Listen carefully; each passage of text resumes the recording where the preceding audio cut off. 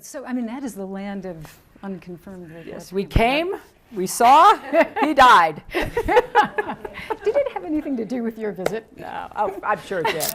That was the reaction of then United States Secretary of State Hillary Clinton when Muammar Gaddafi was captured and killed. Today, after 13 years of his well-planned and orchestrated death at the hands of Western countries, led by the United States and France using NATO, questions remain on why he was overthrown. Not only was he forced to exit the government, but rebel groups were supported who later killed him. His last words were about what he did wrong. He ruled Libya, one of the most prosperous nations of that time, with next-generation infrastructure development and a strong economy. Then what threat did he pose for the West that he had to be taken care of? Welcome to a new episode of Black Afric Diary, a channel where we talk about Black African history, culture, arts, and civilization. It's a place where you will see the real picture of Black Africa, its stories, and the events defining it. In this episode, we will debunk the real reasons why Gaddafi was overthrown and killed. Let's get started.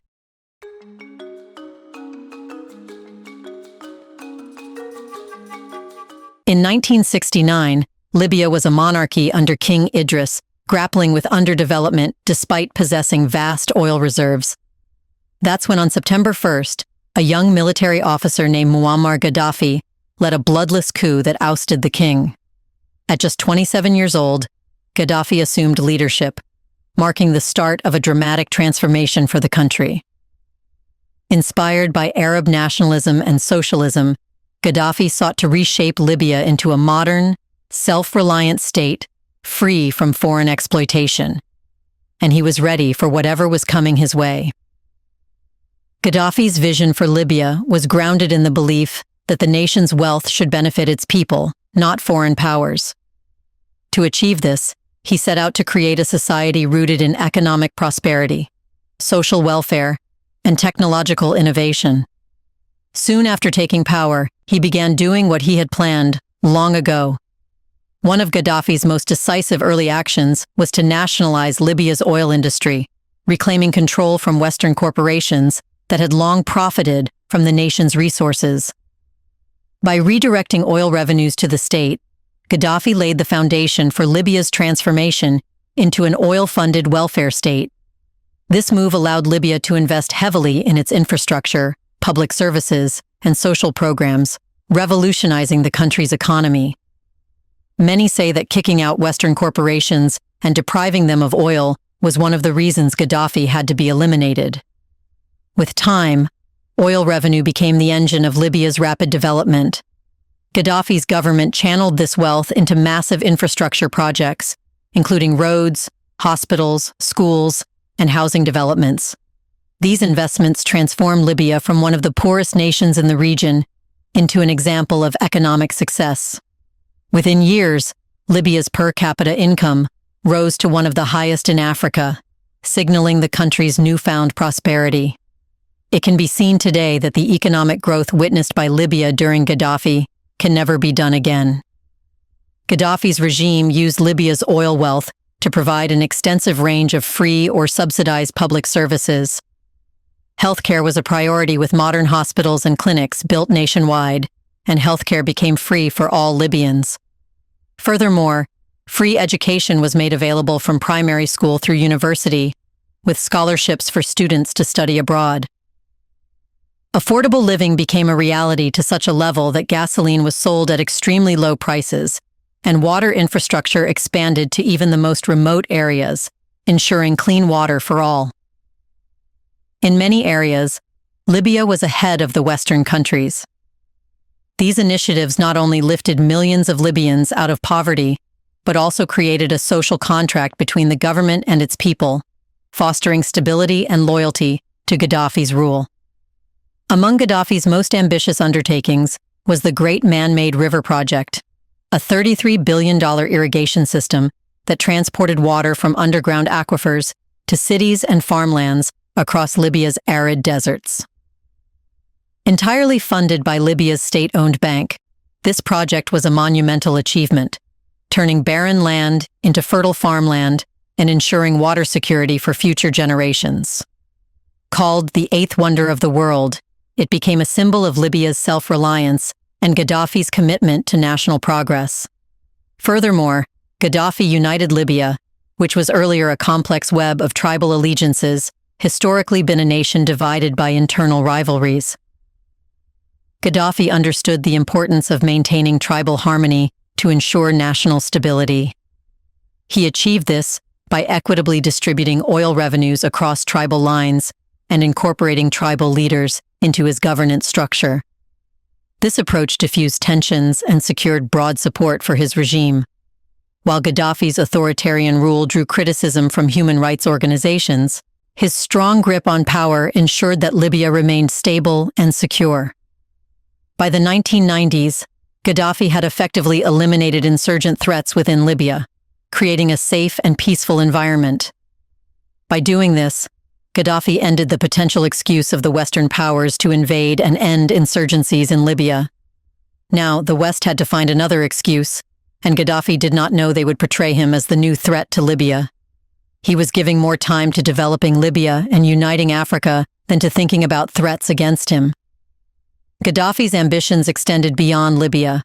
As a fervent Pan-Africanist, he envisioned uniting Africa into a powerful political and economic bloc capable of challenging Western dominance.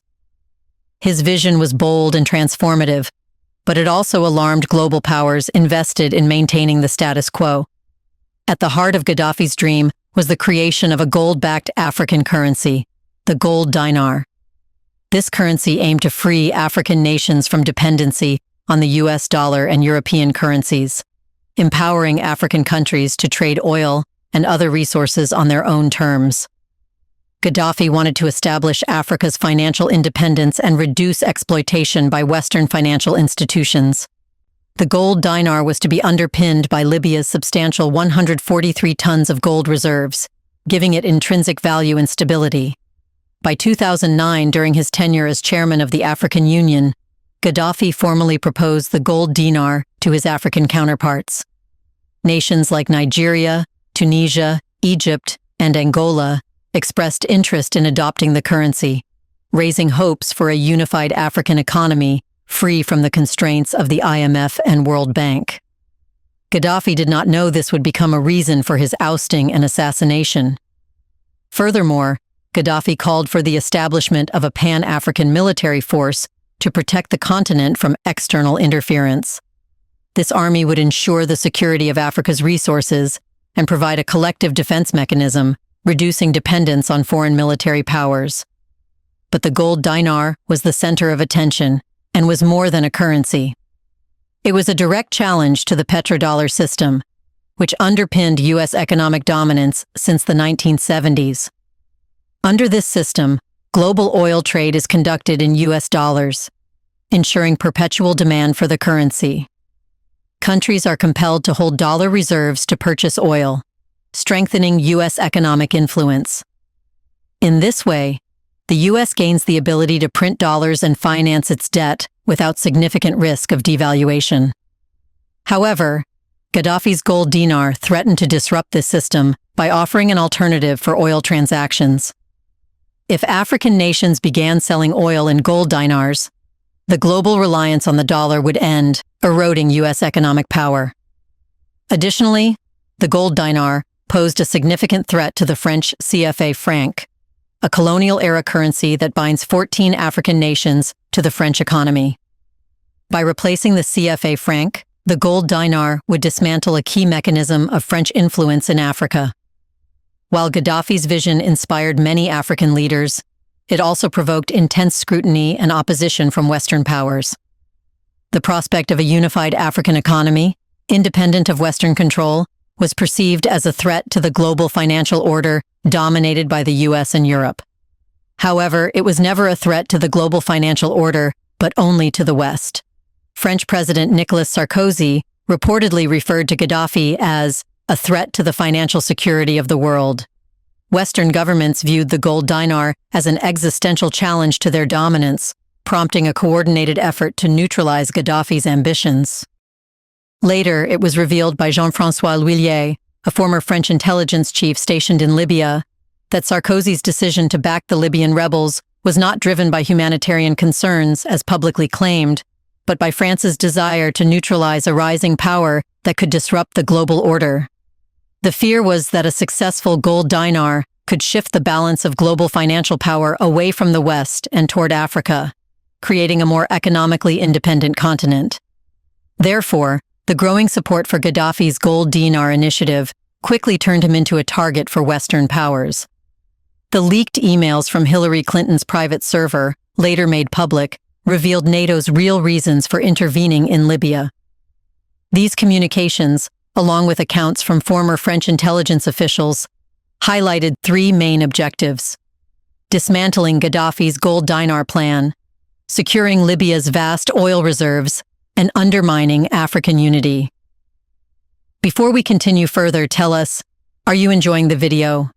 If yes, please like and share the video and subscribe to our channel to watch more videos on Black Africa. Let's continue now. The Arab Spring protests sweeping through the Middle East and North Africa in 2011 provided the perfect justification for Western powers to act against Gaddafi. NATO framed its intervention as a humanitarian mission, claiming that it was necessary to protect Libyan civilians from atrocities allegedly committed by Gaddafi's forces. In reality, the operation was far more calculated and self-serving. NATO's airstrikes systematically targeted Libya's infrastructure, crippling the country's self-sufficiency. One of the most notable casualties was the Great Man-Made River Project, a $33 billion irrigation system that had transformed Libya's deserts into fertile farmland. NATO bombed the pipelines and the factory responsible for producing repair materials, effectively ending the project and destroying a key pillar of Libya's agricultural independence. In addition to targeting critical infrastructure, NATO launched extensive bombing campaigns against military installations and civil structures, ensuring that Gaddafi's government could not maintain control. This destruction not only destabilized Libya, but also guaranteed that any post-Gaddafi government would be reliant on external support. To further hasten Gaddafi's downfall, NATO provided substantial support to rebel forces. This included air cover, weapons, and resources that tipped the balance of power against Gaddafi's loyalist forces. The intervention allowed rebel groups to gain the upper hand, leading to the rapid collapse of Gaddafi's government. All this was done so the West's power remained intact. By the middle of 2011, Muammar Gaddafi's once strong hold on Libya had crumbled under the weight of NATO's relentless military campaign. Airstrikes systematically dismantled his regime's military capabilities, targeting infrastructure, supply chains, and key strongholds. While Gaddafi's forces initially managed to suppress internal rebellions with significant success, the intervention by NATO tipped the balance. Rebel forces, supported by Western resources and backing, advanced steadily. In August 2011, rebel forces captured Tripoli, forcing Gaddafi to flee the capital. He sought refuge in Sirte, his hometown, and one of the last remaining loyalist strongholds. Sirte became a battleground as Gaddafi's loyalists staged a desperate defense. By October, the city had fallen, leaving Gaddafi vulnerable.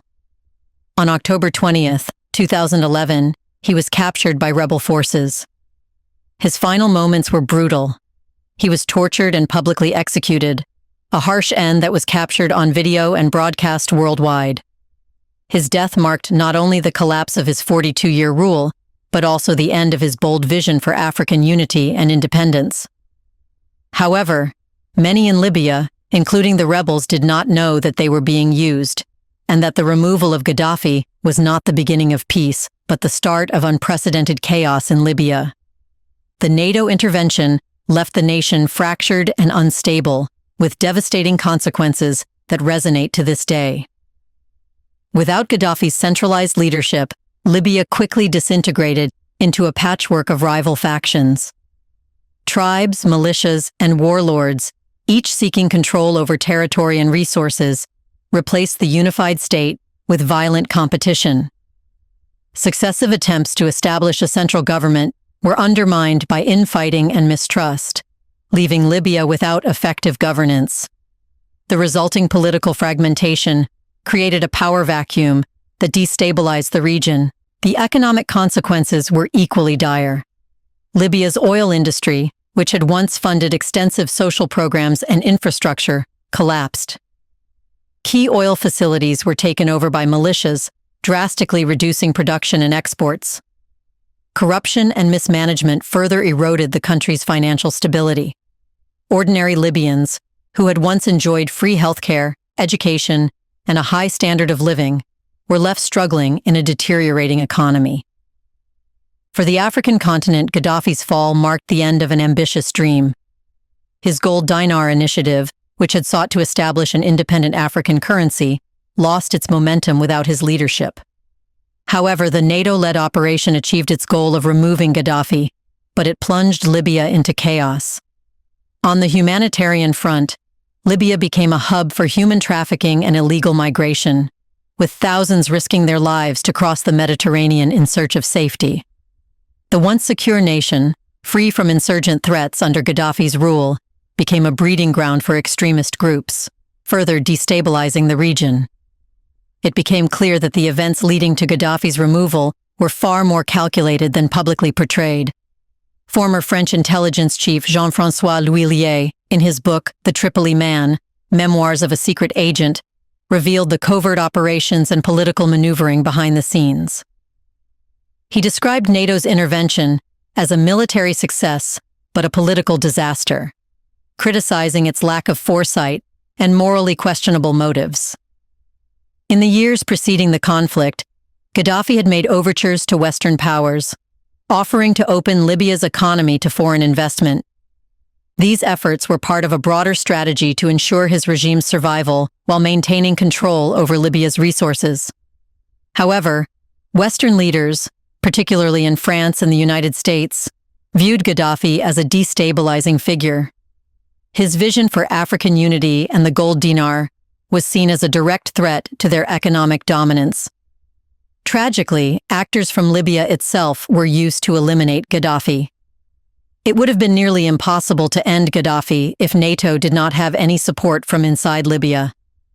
But after he was taken care of for the Western benefits, everyone saw how the West had used them.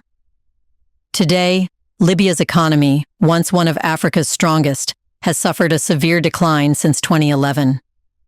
Before the fall of Gaddafi, Libya's GDP stood at approximately $75 billion in 2010, with a per capita GDP of around $12,250, among the highest in Africa.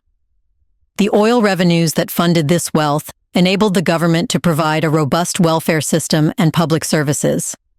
However, the civil war, caused by the Western propaganda, caused a 62.1% contraction in GDP. While the economy showed signs of recovery in 2012, it has remained highly unstable. Today, GDP per capita lags significantly behind pre-war levels, reflecting the broader economic turmoil. Libya's oil industry, the backbone of its economy, has been hit hard. Under Gaddafi, the country produced approximately 1.6 million barrels of oil per day, accounting for 95% of its export revenue. Post-2011, oil production has been slow, frequently dropping below 1 million barrels per day due to persistent conflict and infrastructure sabotage. In August 2024, political standoffs further slashed production by over 700,000 barrels per day, halving the country's output. The diminished oil revenue has crippled Libya's ability to rebuild its economy. Furthermore, Libya once prided itself on strong human development metrics, but the ongoing conflict, having roots in 2011, has eroded these gains. Under Gaddafi, Libya had a comprehensive healthcare system, free for all citizens. Life expectancy stood at an impressive 74 years, reflecting the availability of quality medical care. Post-2011, the healthcare sector has crumbled due to infrastructure damage, shortages of medical supplies, and the collapse of public health administration. As a result, life expectancy has declined and mortality rates have risen, especially among vulnerable populations. The ongoing conflict has devastated Libya's infrastructure. One notable casualty is the Great Man-Made River Project, a $33 billion irrigation system that transformed arid deserts into fertile farmland and supplied water to millions. Bombing campaigns during the Civil War targeted critical pipeline factories, crippling Libya's ability to maintain or repair the system. Today, water scarcity poses a significant challenge for communities across the country. Libya can now never be again like how it was under Gaddafi, and that's precisely what the West had planned. Isn't it true that if Gaddafi was allowed to continue, he would have ended the West's hegemony and power over the entire world? Do you see any pattern in the assassinations of the great African leaders loved by their nations but eliminated mysteriously? In the comment section right below, let us know what if Gaddafi was alive today. Do you want to watch more videos like this one? If yes, subscribe to our channel and press the bell icon next to it. We bring videos on Black Africa, its history, rich arts and culture, and things the world should know about. Thanks for watching, and until the next video, stay tuned.